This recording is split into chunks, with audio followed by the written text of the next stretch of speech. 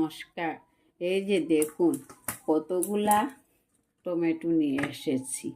এই যে দেখুন, বড়োদেরকে প্রণাম, ছোটোদেরকে ভালোবাসা। এই যে টমেটোগুলা বাজারে গিয়েছিলাম, বাবারে কত টমেটো, দেখে লোভ লেগে গেল। তাই ভাবলাম বাজার থেকে সস কিনে খাবো কেন, ঘরে বানিয়ে নেব। এই যে দেখুন,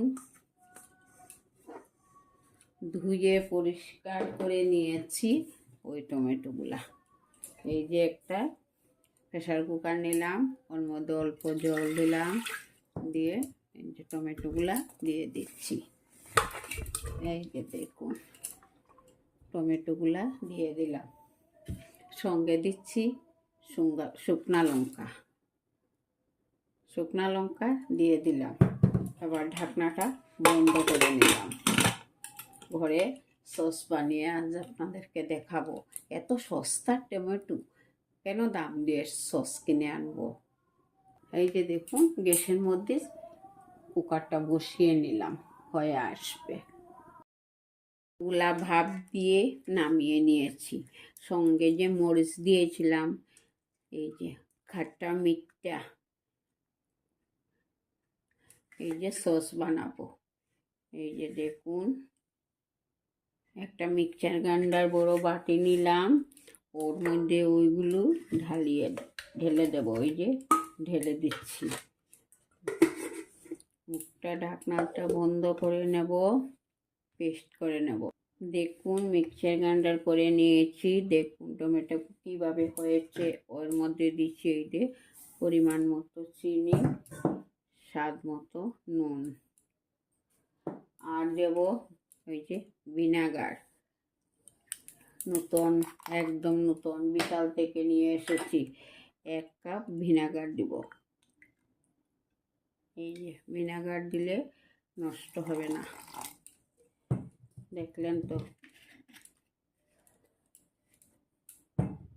আর একটা বার মিক্সচার করে নেব। এই যে চাইলে আপনারা রসুন দিতে পারেন, আমি কিন্তু রসুন ব্যবহার করছি না, একদম নিরামিষ। মঙ্গলবার তো আমার নিরামিষ, তা নিরামিষ দিনও আমি খাবো। এই যে এটা একটা আচারের বয়াম, এই যে ওইটার মধ্যে ঢুকিয়ে রেখে দেবো, ছাড়তে হবে না, কেননা এত সুন্দর পেস্ট হয়েছে। ওইটার মধ্যে ঢুকিয়ে নেব। এই যে দেখুন, অর্ধেক বয়াম হয়েছে। 1 কিলো টমেটো। দেখি তো একটু টেস্ট করি ঠিকঠাক আছে নাকি। এই যে দেখুন, টেস্ট করে দেখছি। বন্ধুরা, এত টেস্টি হয়েছে গো, কি বলবো আপনাদের কাছে। আপনারা এইভাবে সংরক্ষণ করে রাখুন। নিজের হাতের টমেটোর সস নিজে বানিয়ে করে রাখুন, খেতে খুবই ভালো লাগবে। বাচ্চাদেরকেও খাওয়াবেন, কোনো ঝামেলা নেই, ঝঞ্ঝাট নেই। ভালো থাকুন, সুস্থ থাকুন। আগামী দিন দেখা হবে আরও একটা নতুন রেসিপি নিয়ে। নমস্কার বন্ধুরা, দেখছেন তো সস দিয়ে বানালাম রান্নাঘর দীপালি।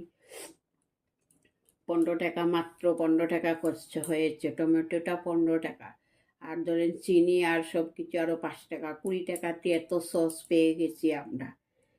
এই যে মধ্যে মধ্যে রোদে দিব, ফ্রিজে রেখে দেব, অনেক দিন যাবে। নমস্কার বন্ধুরা, ভালো থাকুন, সুস্থ থাকুন।